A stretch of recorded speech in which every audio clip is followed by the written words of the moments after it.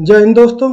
जैसे कि आप सभी स्टूडेंट को पता है कि परसेंटेज वाला टॉपिक हमारा चला हुआ है और परसेंटेज में भी जो इनकम बेस्ड क्वेश्चन आते हैं उसके आधार पे हमारी आज ये दूसरी वीडियो है।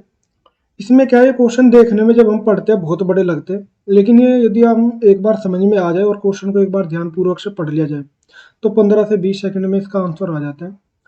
और पहली वीडियो के बाद मुझे लगा कि क्योंकि ये क्वेश्चन बहुत मतलब हर एक एग्जाम में, एसएससी हो, रेलवे हो या बैंक में भी हो, तो ये 2-3 क्वेश्चन रिपीट होते होते आते ही है।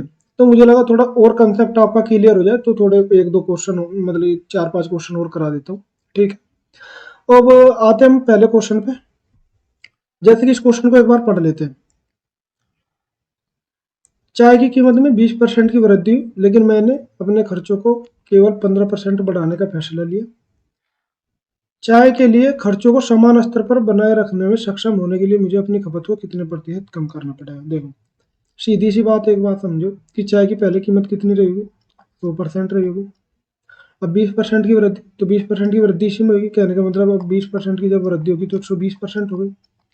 लेकिन मुझे कितनी बढ़ानी, मुझे केवल 15% ही बढ़ानी। कहने का मतलब ये है कि मुझे 115 से ऊपर नहीं जाना। 115 से ऊपर जब मुझे नहीं जाना है तो कहने का मतलब कहीं ना कहीं मुझे 5% कम करना पड़ा। ठीक है, और ये 5% किसके रेस्पेक्ट में कम होगा।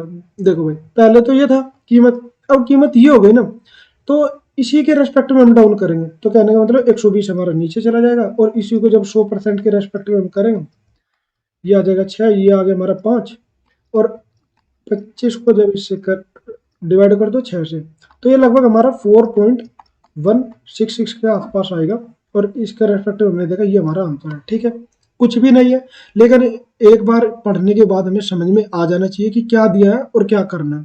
इतने आसान क्वेश्चन आते हैं, और ऐसे देखेंगे तो लगभग ये 5-6 लाइनों में लिखा हुआ क्वेश्चन है। ठीक है, चलते अपने नेक्स्ट क्वेश्चन पे। जैसे एक बार क्वेश्चन को पढ़ लेते हैं। ए की आय बी की आय से 50% अधिक है। देखो, सिंपल सी बात समझो। इसने क्या कहा कि ए की आय बी की आय से किससे अधिक है, तो पिछली वीडियो में भी समझाया था। तो यहाँ पे क्या हो जाएगा, बी की आय हो जाएगी हमारी 100%, और ए की आय कितनी हो जाएगी हमारी, ए की आय हो जाएगी 50% अधिक है। तो सीधी सीधी बात करें तो ए की आय हमारी हो गई 150। ठीक है, अब बोला क्या, ए की आय में कितने परसेंट की वृद्धि हुई, 40%। यानी कि इसका 40% निकालेंगे तो कितना हो जाएगा, 15 चौका 60, तो कहने का मतलब 60 बढ़ गई। ठीक है, अब बात करें बी की आय में कितनी, तो सीधा सीधा 100 का 90% कितना होता है, 100 का 90% 90। ठीक है, अब पूछा क्या जा रहा कि उनकी संयुक्त आय में कितनी वृद्धि। भाई इनको दोनों को जोड़ लेंगे, 150 हो गया। ठीक है, अब वृद्धि किसके रेस्पेक्ट में, ये कई स्टूडेंट कंफ्यूजन हो जाते हैं कि नीचे क्या लेंगे। देखो, जब पहले जो वृद्धि थी संयुक्त आय, इसी के रेस्पेक्ट में तो बढ़ेगी। पहले थी हमारी टोटल 250। ठीक है, और अब 250 पे कितनी बढ़ी है, 150 बढ़ी है, तो 150 ऊपर, और नीचे कितना होगा 250। इसी को का निकाल लो, वही आपका आंसर है। ये जब इसको काटोगे तो ये आ गया 3, ये आ गया 5, और इसको परसेंटेज के रेस्पेक्ट में ले रहा तो हमारा 60% आंसर। देखो, देखने में कैसा लग रहा था कि परसेंटेज दिया गया, क्या दिया गया, जबकि सॉल्यूशन हो गया मुश्किल से 5 या 10 सेकंड में। और जब आप लोग थोड़ा इसमें अच्छे से कर लोगे तो आप माइंड में इसके सॉल्यूशन कर लोगे। ठीक है, चलते हैं नेक्स्ट क्वेश्चन पे। क्वेश्चन को ध्यानपूर्वक पढ़ लेते हैं कि पी की आय, ठीक है, पी की आय क्यू की आय से 50% अधिक है, तथा क्यू की आय आर की आय से 50% अधिक है। जब भी कभी ये तीन चीजें आ जाएगी, यानी कि तीन अगर ले लिया जाए, जैसे इसमें पी, क्यू और आर। ठीक है, हो सकता है कुछ क्वेश्चन में एक्स वाई जेड हो, यहाँ पे पी क्यू आर है, हो सकता है किसी में तीन नाम भी दे सकते हो। तो हम हमेशा क्या करेंगे, नीचे वाली लाइन से स्टार्ट करेंगे। ठीक है, जैसे इसमें हमने पढ़ा क्यू की आय आर की आय से, तो कहने का मतलब क्या है, यहाँ पे आर की आय कितनी हो जाएगी 100%। अब किसकी कौन ज्यादा है, क्यू की आय, क्यू की आय कितनी ज्यादा है 50%। कहने का मतलब सीधा सीधा कितना हो जाएगा, यहाँ पे हो गया 150। ठीक है, अब आते हैं अपनी पहली लाइन पे।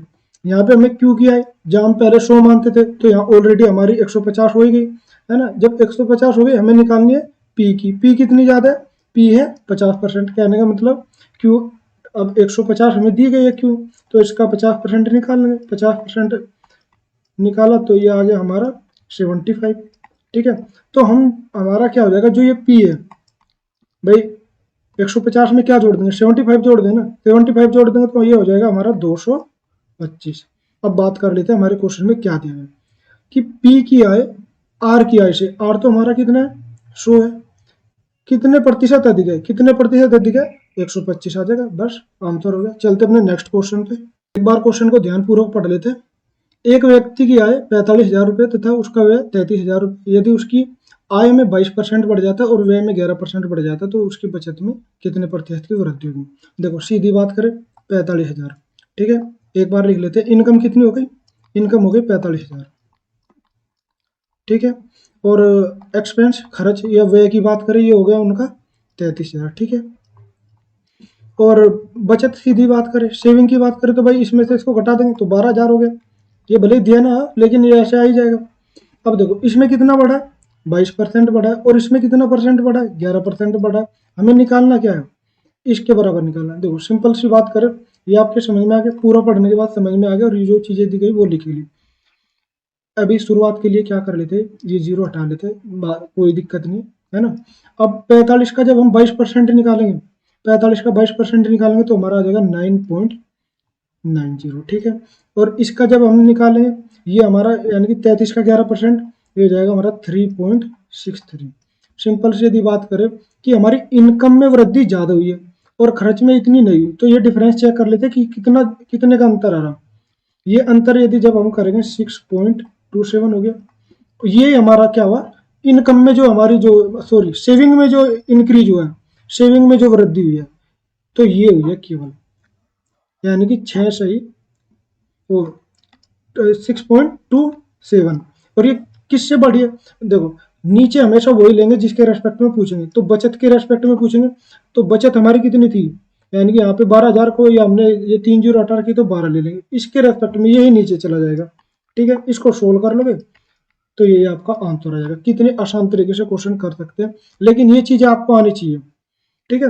मैं एक बार 45 का 22% निकाल के दिखा देता हूँ। देखो वैसे मैं करूंगा तो कैसे करेंगे, 45 और इसकी गुणा कर लेंगे, जब इसमें करेंगे भाई 45 दूना 90 होता है तो एक जीरो आ गई, और फिर 45 दोगुना का फिर 90 करेंगे, लेकिन एक 9 वहां पे जो कैरी किया था वो यहाँ पे आ जाएगा 99 आ जाएगा, ठीक है। हमें लेना किसमें भाई 45 का निकल रहे तो 990 तो नहीं आएगा तो 9.9 आ जाएगा, तो इसी तरीके से मैंने यहाँ 9.9 ले लिया। उसी प्रकार यहाँ पे इसका किया 11×33 3 और 11×33 वो कैरी कर गया था तो इस टाइप से ये कर लिया। और जब ये हमारा किस में इनकम हुई है और ये हमारा उसमें उसमें इंक्रीमेंट हुआ किसमें एक्सपेंस में, दोनों का डिफरेंस करा, दोनों का डिफरेंस करने के बाद हमारा आ गया ये, और ये हमारा किस में होएगा, ये हमारा बचत में वृद्धि है। ऐसे सोल्व कर लेंगे, इसको जब सोल्व करेंगे ये हमारा आंसर आ जाएगा। एक चीज तो हो गई है, या तो आप इसको सोल्व कर लो या आप एक बार अपने ऑप्शन पे जाते हैं, ऑप्शन देखते हैं भाई यदि 6 होता, मान लो ये 6.27 नहीं है, सीधा सीधा 6 होता और ये 12 होता, तब भी 50% की वृद्धि होती ना, समझ रहे हो ना इस चीज को। और यदि बात करें कुछ ना कुछ तो ज्यादा है ही, कुछ ना कुछ ज्यादा है तो हमारा 50% से ज्यादा ही आंसर आएगा, और हमने देखा 50% से हमारा एक ही आंसर ज्यादा, तो ये हमारा आंसर हो जाएगा, ठीक है। चलते अपने नेक्स्ट क्वेश्चन पे, एक बार देखो क्वेश्चन को पढ़ लेते हैं कि ए की आय बी की आय से कितने अधिक है, 40% अधिक है, तो बी की आय बतानी है। ये मैं कई बार करा चुका लेकिन आसान सा क्वेश्चन है, एक बार करा देता हूँ भाई। सीधी क्या हो जाएगी, बी की कितनी होगी हमारी, बी इक्वल टू 100% और ए इक्वल टू कितना हो गया, एज इक्वल टू हो जाएगा 140%, ठीक है। ये चीजें थी, ये आपको कहीं क्वेश्चन में करा भी चुका हूँ। अब पूछा क्या है, मैटर करता है पूछा क्या जा रहा है, बी की आय ए की आय से कितने प्रतिशत कम है। यदि बात करें तो कितनी कम है भाई, डिफरेंस कर लो, बी की आय 40 कम है, ठीक है। सिंपल यदि बात करें 40 कम है, लेकिन हमें प्रतिशत में निकालना और रेस्पेक्ट में निकलेगा उसी का जो दिया होगा। देखो दिया किसका, ए की आय से, ठीक है। ये चीजें मैटर करती है, यहाँ 100 नीचे नहीं जाएगा, यहाँ जाएगा जिसके रेस्पेक्ट में पूछा जाए। मैं आप लोगों को समझा दे रहा, कई स्टूडेंट ऐसे हैं जिनको ये कंफ्यूजन रहता है कि 100 नीचे जाएगा 140, और यदि 140 जाएगा तो 140 नीचे क्यों जाएगा, क्योंकि पूछा क्या गया ए की आय से कितना अधिक है, तो वो सॉरी कम है, जिससे भी पूछा जाए वो ही लिया जाएगा। तो यहाँ पे हमारा क्या है, ए है 140, 140 को बस इसी को सोल्व कर लो, वही आपका आंसर आ जाएगा। 2/7 को यदि सोल्व करते हो तो आपका आंसर आ जाएगा ये, क्योंकि एक चीज और है ना, ये क्या हो जाएगा 100 है ना ये। अब दो क्वेश्चन आए इसी टाइप के, एक में दिया गया ये, एक में ऑप्शन ये ना देके सीधा सीधा क्या कर दिया 200/7। ठीक है, और ये क्या हुआ, पहली पाली में आंसर ये दिया है और दूसरी पाली में आंसर दे दिया ये। स्टूडेंट कंफ्यूज हो जा रहे, जिनको ये जिन्हें ये पूरा समझ आता है वो ये लगा के आ जाएंगे, माननी बात है उन्हें ये नहीं आया तो ये, तो दोनों टाइप से आपको क्वेश्चन घुमा सकता है। ठीक है, ये इसका आंसर है। अब आप देख लेना कैसे आप करोगे। ठीक है, अब चलते अपने नेक्स्ट क्वेश्चन पे। ये चीजें यदि आपको समझ में ना आए, मैं बीच में कई बार बोल देता हूँ कि आप कमेंट कर देना, जहां से समझ में नहीं आएगा वही पार्ट हम आपको समझा देंगे। ओके, और ये क्वेश्चन ऐसा है कि आप इसको दो तरीके से कर सकते हो, जो भी आपको सुटेबल लगे वो कर लेना। ठीक है, एक बार पढ़ते हैं कि ए बी से 20% दिखे तथा बी सी से 30% कम है। पिछला क्वेश्चन मैंने आपको कराया है कि कभी भी इस टाइप से, जैसे उसमें ए बी सी डी था, उसमें कुछ और आ सकता है, उसमें पी क्यू आर था, तो इसमें ए बी और सी दे दिया। ठीक है, पहले तरीके से करते हैं। पहला तरीका क्या हो सकता है कि और बी सी से, तो हमने कहा था कि दूसरी लाइन पढ़नी, दूसरी लाइन पढ़ी बी सी से कितना 30%, कहने का मतलब जो है कौन कम है, बी कम है सी से, तो सी हमारा कितना हो जाएगा, सी की यदि बात करें सीधी सीधी वो हो गया हमारा 100, और कौन कम है, बी कम है, तो बी कितना हो जाएगा हमारा, ठीक 70। अब आते हैं पहली लाइन पे, ए बी से कितना, ए जो है बी से 20%, तो हमारा बी तो पहले दिया है, तो ए कितना हो जाएगा हमारा, किससे ज्यादा है, बी से, तो कहने का मतलब कितना ज्यादा है 20%, तो 70 का निकालेंगे कितना परसेंट, 70 का निकालेंगे 20%, तो 70 का 20% होता है 14 इसमें जोड़ देंगे। ठीक है, किसमें 70 में, तो हो जाएगा हमारा, जब ये हमने जोड़ा 14 इसमें जोड़ा तो 84। एक तरीका तो हो गया ये। अब दिया क्या गया, ए बराबर हमारा दिया गया 210 दिया गया। ठीक है, जब ए बराबर 210 दिया गया है ना, तो निकालना किसके बराबर है, निकालना सी के बराबर। ये अब आपको कई बार मैंने बता चुका हूँ कि जब 84 इजिकल टू, भाई सीधी यदि बात करें कि 84 इजिकल टू हमारा कितना आ गया 210 और 100% इजिकल टू निकाल लो, ये एक तरीका हो गया। ये आप लोगों ने जितनी भी मेरी वीडियो दिखाई है, मैं देखी है मैंने, उसमें इक्वलिटी सोल्व करनी आप लोगों को समझाई है। अब आप इसमें कैसे कर सकते हो भाई, ये हो जाएगा 210 के डिवाइड बाई कितना हो जाएगा 84, और इंटू ये कितना हो जाएगा 100, इसको जब हम सोल्व करेंगे तो ये हमारा आ जाएगा 250। एक तरीका तो हो गया ये, है ना। ये क्या है, इसी तरीके से हम करते आ रहे। कई बार ऐसा होता है जब सीधा सीधा मान दे दिया जाता है, तो ये दूसरा तरीका दिखाते हैं, तो हम सीधा सीधा जब मान दे दिया जाए तो उसको हम डायरेक्टली सोल्व कर सकते हैं, ये सारी चीजें निकालने की जरूरत नहीं। दूसरा मेथड भी ले लेते हैं साथ साथ में। अब करते हैं इस क्वेश्चन का सेकंड मेथड। क्वेश्चन हमने पढ़ ही लिया था, अब इसमें क्या बात करिए, देखो क्वेश्चन में यदि बात करें सीधा सीधा ए के बराबर हमें दिया गया, ए के बराबर कितने दिया गया 210। अब यहाँ पे पढ़ते हैं कि ए बी से 20% अधिक है, तो बी इजिकल टू निकाल लेते हैं। कहने का मतलब क्या है भाई, यदि बात करें यहाँ पे हम निकाल लेंगे, ए तो 120 हो गया, ठीक हो गया, बी बराबर निकालना है, बी बराबर जब बी बराबर हमारा 100 है, तो यहाँ से जब हम सोल्व करेंगे इसका तो बी बराबर हमारा आ जाएगा 175। ठीक है, इसी को सोल्व करने के बाद जब आप देखोगे ना, क्योंकि ए इक्वल टू हमारा 210 दिया गया और इसी के रेस्पेक्ट में जब रखोगे 175 आ गया। अब चलते हमें निकालना सी के बराबर, तो इसी को जब सोल्व करेंगे इस लाइन के हिसाब से कि जो बी है वो सी से 30% कम है। कहने का मतलब ये जो है, ये जो आया ये आया 70% के बराबर। अब हमें इसी को 100% के बराबर निकालना, इसी को सोल्व करोगे।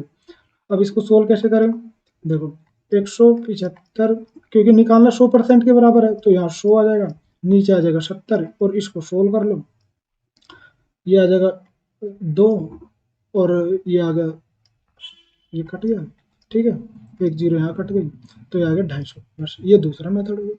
ठीक है, जो भी आपको सुटेबल लगे, चाहे पहले मेथड अपना लो चाहे दूसरा अपना लो, ये थोड़ा कंफ्यूजिंग हो सकता है मेरे हिसाब से, उसमें क्या सारी चीजें क्लियर है पहले वाले में, आपको जो भी सही लगे, ऐसा नहीं है कुछ स्टूडेंटों को ये आसान लग सकता है कुछ को वो, दोनों मैंने आपको समझा दी।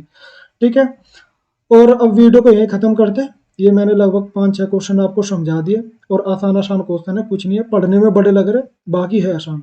और एक चीज और, यदि आपको मेरा पढ़ा हुआ अच्छा लग रहा हो तो चैनल को सब्सक्राइब करिए, लाइक करिए, कमेंट करिए, क्योंकि आपके इन कमेंट और लाइक से हम लोगों को मोटिवेशन मिलता है, और हम लोगों में थोड़े से मतलब कि एक पिन मिलता है, पुश मिलता है कि भाई स्टूडेंटों के लिए अच्छा अच्छा मटेरियल अवेलेबल कराया जाए, अच्छी से अच्छी चीज़ें पढ़ाई जाए।